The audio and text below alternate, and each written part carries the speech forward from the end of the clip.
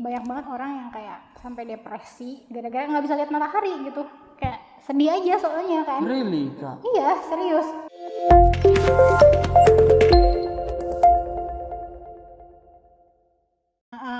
Jadi lumayan, maksudnya kayak exposure-ku terhadap budaya yang beda, terus kayak prinsip value yang beda itu udah agak dilatih lah sebelumnya kan.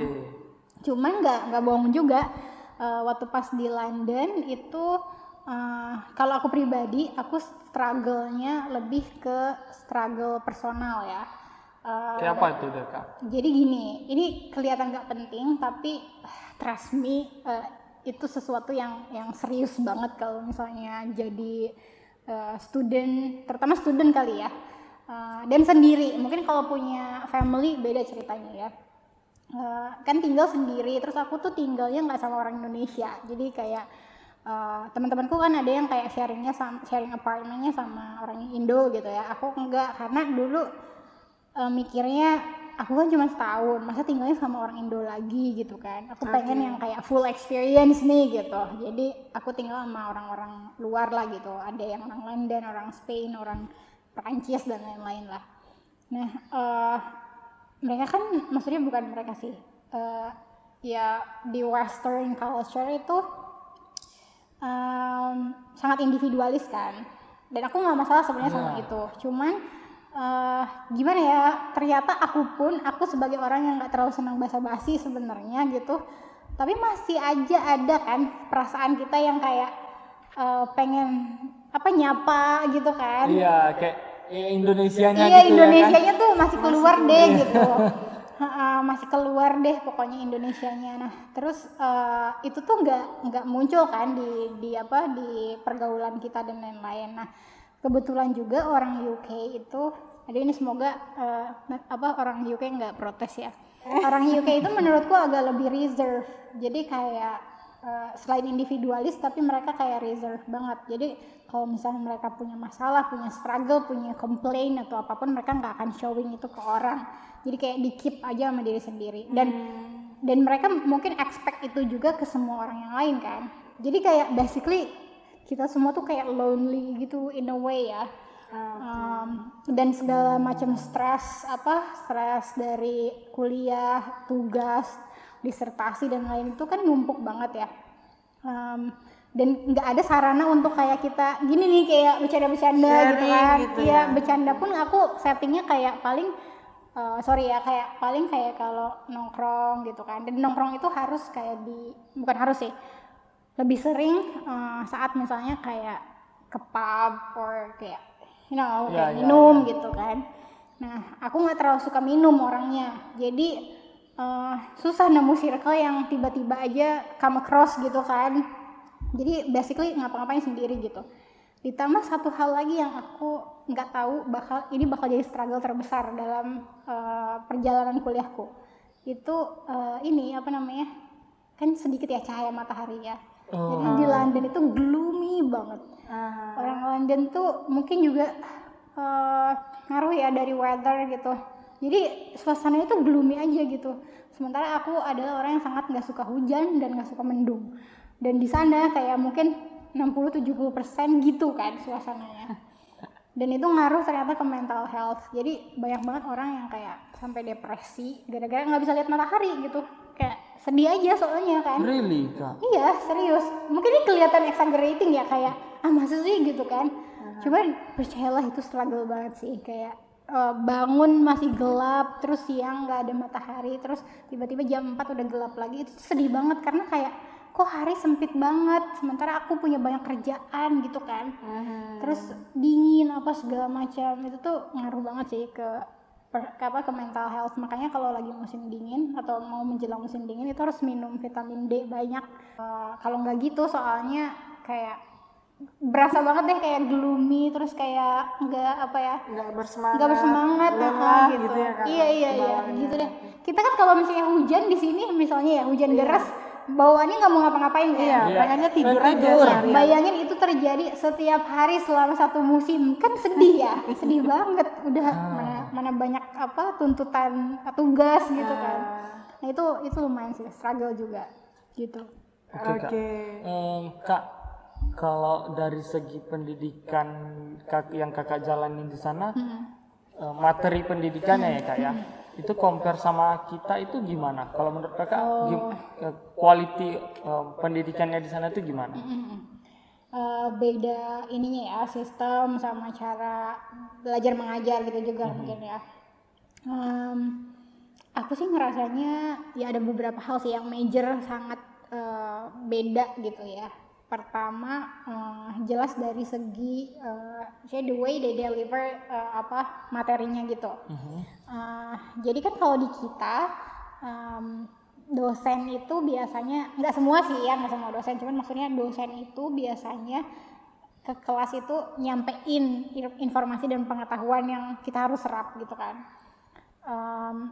Sebenarnya itu oke aja sih, cuman setelah aku ngerasain, mengkomparasi itu sama yang aku rasain di London, itu tuh sebenarnya bikin kita jadi nggak berpikir, karena kita cuman kayak, oh ya dosen ngomong apa kita telan gitu kan.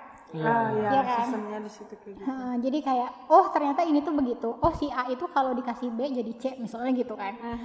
Nah kalau di UK aku merasa dosen itu datang dengan bukan hanya dengan informasi tapi dengan kayak apa ya, kayak nge-trigger gitu loh. Iya. Dia punya strategi pembelajarannya sendiri gitu. Iya, jadi misalnya kalau misalnya ada topik tertentu, mereka bukan cuman satu arah gitu loh. Misalnya kayak, oh si A itu adalah B misalnya gitu. Tapi mereka tuh bilangnya kayak, selama ini kita tahu A itu sama dengan B, tapi kalian yakin nggak bahwa A itu sama dengan B? Ada nggak sih alternatif lain selain B? Bisa nggak itu jadi C atau D gitu? Jadi mereka tuh nggak tertutup gitu loh, nggak close minded juga dosennya. Jadi kalau misalnya ada yang lebih pintar muridnya, mereka malah happy gitu. Beda kan kalau misalnya di Indo ya, kalau ada yang so tahu kan kayak dosennya jadi kayak, sih gitu ya. iya gitu kan, jadi kayak kok males jadinya ngajar ya gitu. Itu terus dosen tuh jadi kayak temen aja gitu, literally bisa kayak mungkin buat sebagian orang ya temen temen having drinks juga bareng gitu, teman diskusi. Terus emang ada sesi di mana kita tuh boleh konsultasi sama dosen di luar dari kelas, jadi kayak ngebook slot dosen gitu. Jadi dosen tuh punya kayak jadwal harian, jadwal konsultasi harian, jadi kita boleh booking gitu kayak konseling gitu lah ya kita. Kayak konseling. Nah kalau misalnya ada yang kita nggak ngerti atau misalnya kita pengen tanyain, itu boleh ketika ketemu konselingnya itu. Terus yang lebih penting lagi sih aku merasa kita itu, ini mungkin salah satu koreksi juga ke sistem pendidikan kita ya. Nah ini kayak point improvement yang bisa buat kita tuh apa? Iya. Kalau di kita itu kayaknya proses menurutku tuh di kita tuh prosesnya belajar bukan mendidik gitu loh. Ya nggak sih? Iya, betul. Jadi kayak yang disampaikan itu sebatas dari materi atau subjeknya aja, bukan kayak attitude-nya, terus mindset-nya itu loh.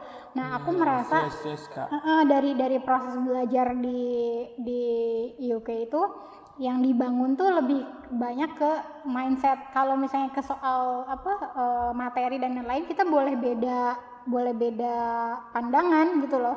Jadi misalnya kayak ya kan kita semua manusia yang beda-beda kan, pasti punya pendapat beda-beda juga gitu.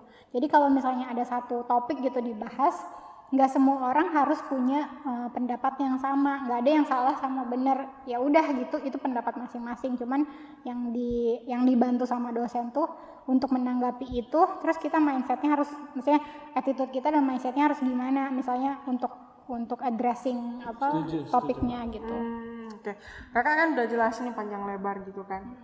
Ada satu hal yang sangat krusial gitu menurut Dewi ya.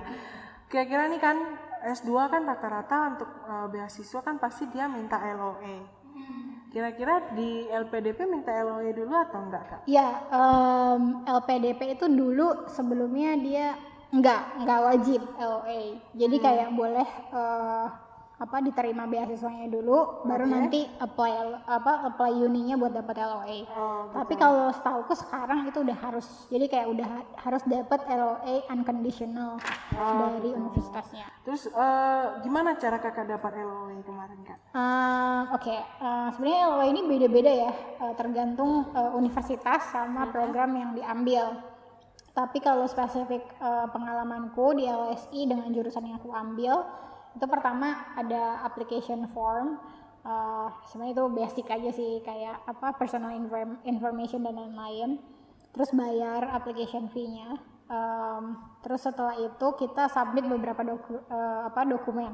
Ada academic references dari 2 orang, jadi kayak harus minta rekomendasi lah ya dari 2 orang dosen.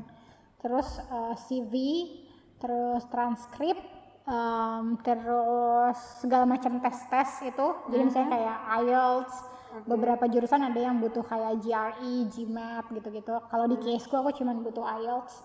Terus terakhir ini statement of purpose atau kayak personal statement. Motivation letter. Iya, kayak motivation letter, betul. Di LSI namanya statement of purpose. Nah, itu tadi kan kakak bilang ada yang berbayar gitu. Itu ya bayarnya apa itu kak? Apa yang kakak bayar? Aplikasinya. Jadi untuk kalau kita kayak SNMPTN kan ada biaya pendaftaran tuh. Nah, itu juga ada kayak application fee-nya gitu sebelum daftar. Tergantung sekolah ya kalau application fee kayaknya. Dulu pas zamanku masih kayak mungkin kalau di convert ke rupiah kayak sekitar 1-2 jutaan gitu lah. 1-2 juta. Itu kita tanggung sendiri atau LPDP juga? Itu unfortunately tanggung sendiri dulu. Tapi kalau misalnya beasiswanya dapat, kalau LPDP ya, kalau beasiswanya dapat nanti di reimburse. Oh, bisa klaim berarti. Bisa. Tapi harus nanggung dulu di awal kan, karena kita daftar duluan kan. Terus tadi ada dua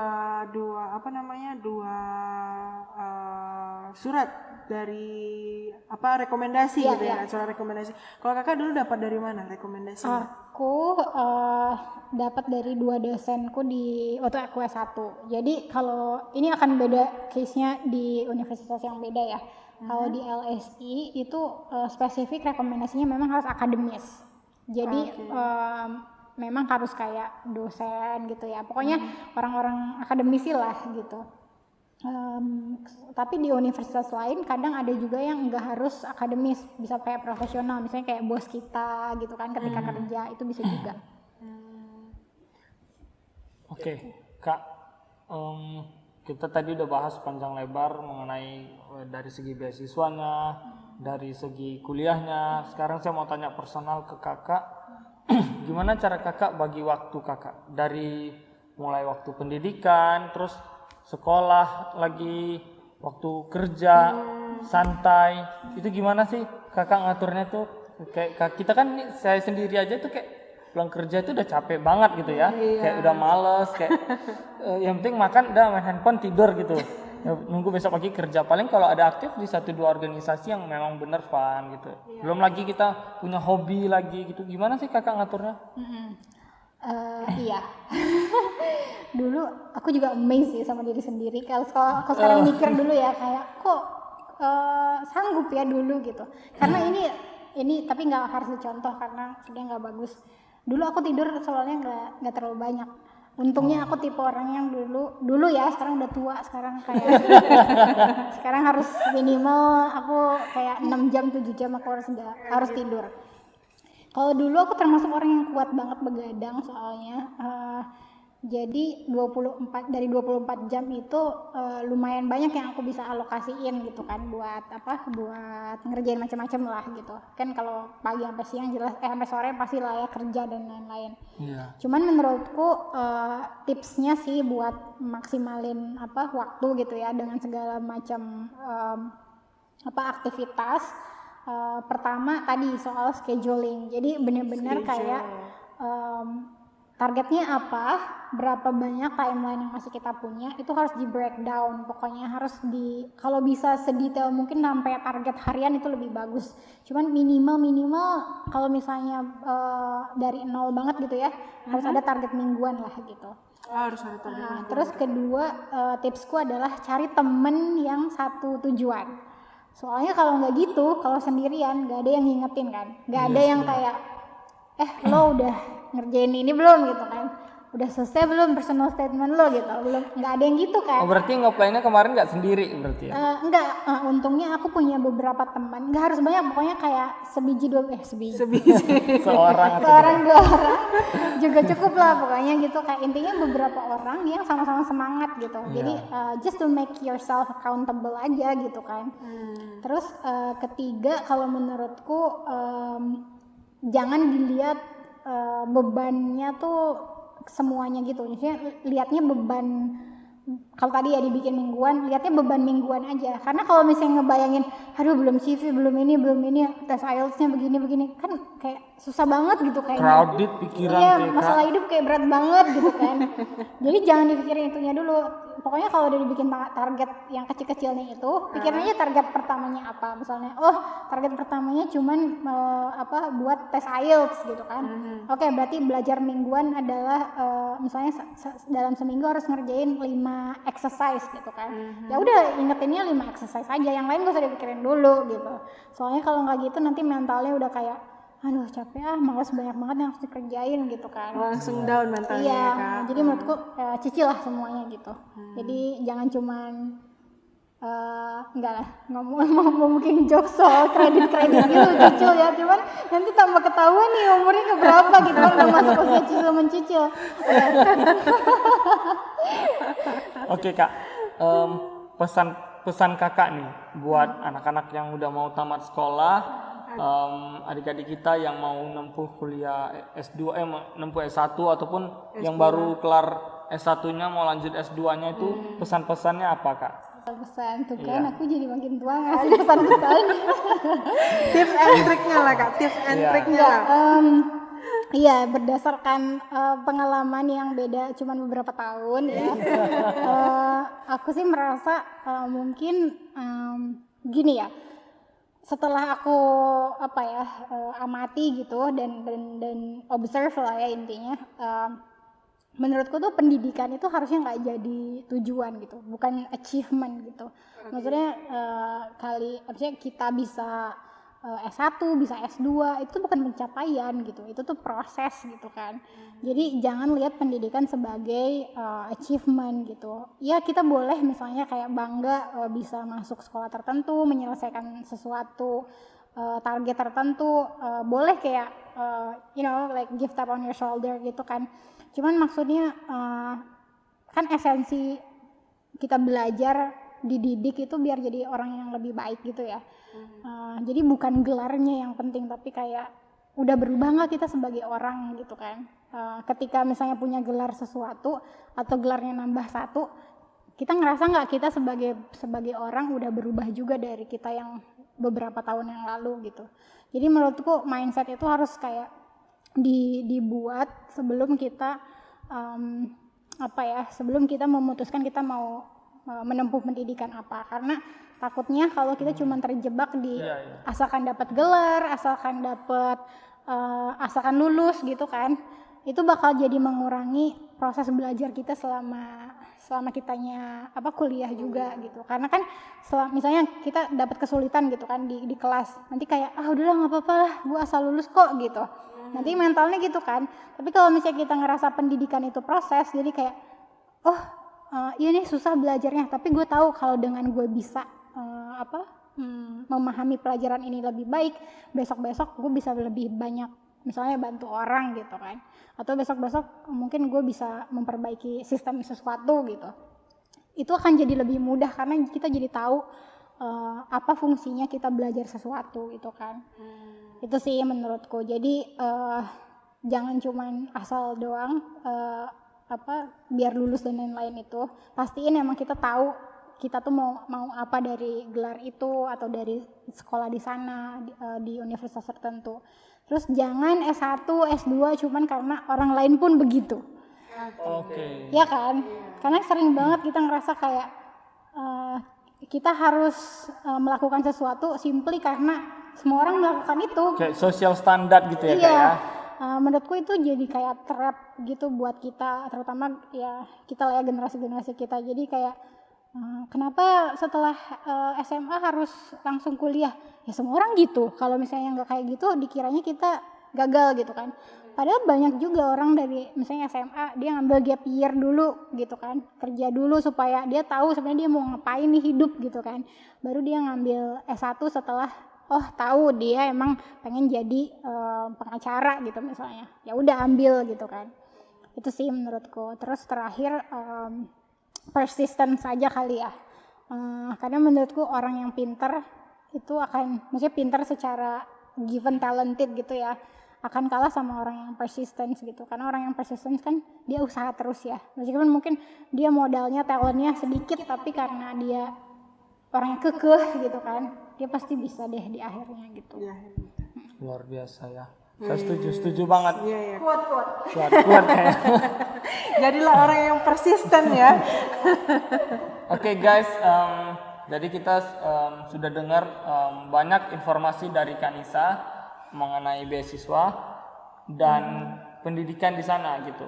Jadi kesimpulannya dari Kanisa yang kita dapat bahwasanya tempuh jalur pendidikan itu sebenarnya belajar itu nggak boleh ada ininya ya Kak, nggak boleh ikut-ikut gitu ya kan. Kayak kita ya yang penting kita harus netapin target kita itu, kita maunya apa gitu, terus kita cari tahu bagaimana prosesnya, terus create short target gitu kayak buat target permingguannya kayak Kakak bilang tadi ya. Jadi gampang kita arrange-nya supaya kalau kita udah punya main target, jadi kita bisa cicil penderitaannya katanya. Penderitaannya dicicil, usahanya dicicil. Jadi nggak kepikiran gitu kalau katakan Nisa tadi kayak gitu. Saya setuju juga gitu. Karena selama ini banyak yang pengalaman orang kawan-kawan saya juga yang ikut-ikutan Kak. Yang kita dia bingung mau sekolah ini kuliah mau ambil jurusan apa, ikut dah yang orang lagi ngetrennya ini sekarang gitu. Gitu. Dia ambil ini. Udah habis itu nggak tahu mau ngapain, padahal passionnya itu nggak di situ gitu. Jadi saya senang banget sebenarnya kalau Kanisa udah share sama kita mengenai hal-hal kayak gini gitu. Bukan hanya saya dan Dewi aja yang terbantu, pasti banyak orang yang nonton kalau mereka tahu bahwasanya dunia ini luas, beasiswa itu setiap tahun terbuka lebar. Dan mereka bisa coba gitu. Terus berapa lama rentan waktu yang mereka punya, mereka bisa sesuaikan dengan aktivitas mereka sehari-hari. Juga mereka bisa ngatur sebenarnya dari Kakak tadi bilang kan kalau misalnya lifestyle Kakak waktu itu kurang baik, tapi Kakak udah kasih tahu yang baiknya itu seperti apa gitu. Mana yang boleh ditiru, mana yang tidak boleh gitu. Jadi harus pintar ngatur priority juga gitu. Jadi nggak keteteran kita dalam menjalankan aktivitas kita sehari-harinya. Ada kerja, belum lagi ada yang kuliah sorenya. Ada belajar ya kan? Lagi banyak banget. Iya. It's important too, take a breath in between. Oh iya benar. Iya. Muda tuh nggak akan 2 kali, serius. Dengar guys, muda nggak 2 kali ya, benar. Kalau ada yang muda 2 kali kasih tahu saya nanti. Ya. Kirim komentar ya di bawah ya. Nanti kita undang yang mudanya 2 kali nanti. Oke, dari Dewi? Itu aja. Oke. Jadilah orang yang persisten ya Kak. Iya, dalam melakukan sesuatu hal. Iya. Gitu. Oke guys, thank you for watching. Jangan lupa like, comment, share, and subscribe. Dan juga jangan lupa datang ke IG Kak Nisa. IG-nya apa Kak? Ada. Nah, Kita tunjuk letak aja di mana Kakak nih? mau ada di mana. Iya, kita letak di atas ini nanti ya guys. Oke, ya. Jangan lupa juga DM kita atau email kita kalau misalnya mau datang ke podcast kita, mau diundang, share juga ceritanya via email, nanti kita akan call untuk komunikasi lebih lanjutnya gitu. Iya, kalau ada teman-teman yang mau sharing ceritanya bisa langsung DM atau kirim email ke kita by description di bawah sini ya. Oke, see you guys. Bye-bye. Bye-bye.